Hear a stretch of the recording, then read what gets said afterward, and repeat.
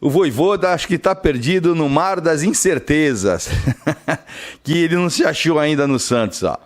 Então essa análise que eu vou fazer do Vojvoda é assim, dando alguns dados, mostrando algumas atitudes dele, principalmente as não atitudes que ele tem que tomar, ele não toma. Eu já posso destacar aqui que o pior dele é a leitura em campo. A leitura dele na batalha é o defeito maior que ele tem. Quando começa o jogo, o treinador ele tem que ter 4 coisas na mente, tá? Isso é básico, tá? 4 coisas. O que está dando certo no time dele, quem está indo bem e quem não está indo bem. O que não deu certo, tá? Uma parte tática, ou então algum jogador que não está bem no jogo, ele já tem que analisar na hora. E no adversário é a mesma coisa. Ver o ponto fraco do adversário e o ponto forte do adversário. Então, com esses 4 elementos, você tem que conjugar para você começar a tomar atitude, né? Então, isso é básico. É básico, o treinador ele tem que ter essas 4 coisas ali no campo. O analista que fica lá em cima, ele é um cara que vai ver mais a parte tática, né? O que o adversário está fazendo, o que o teu time deixou de fazer.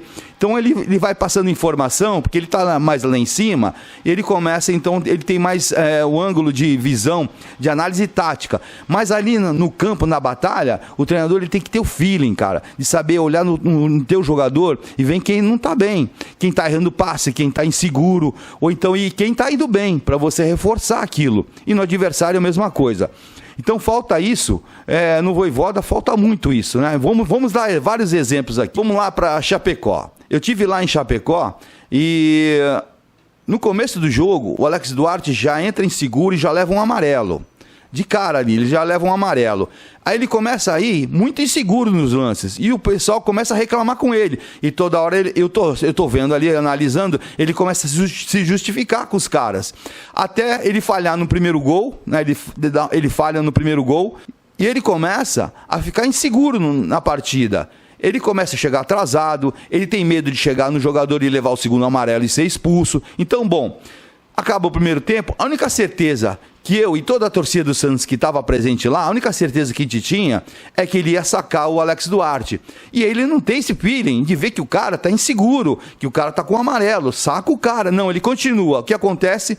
O Alex Duarte falha em mais dois lances.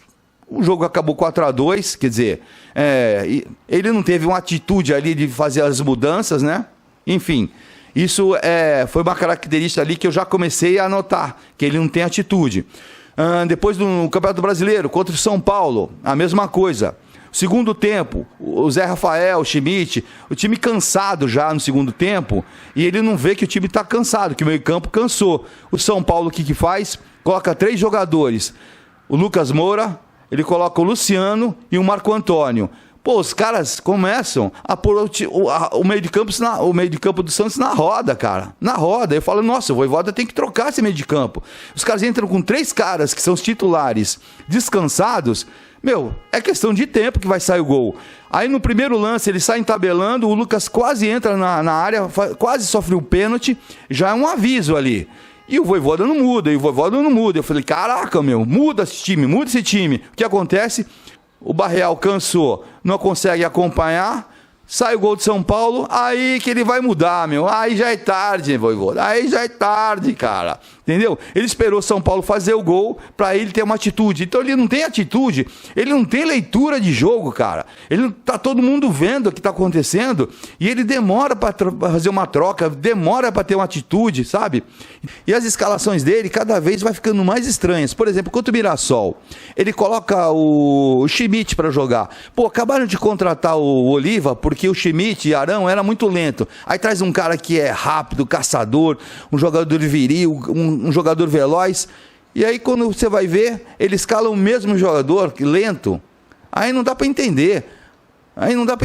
Cara. Então, assim, o Tassiano, achou o lugar do Tassiano, que é de centroavante. Ele vai bem no jogo contra o Cruzeiro, faz 2 gols.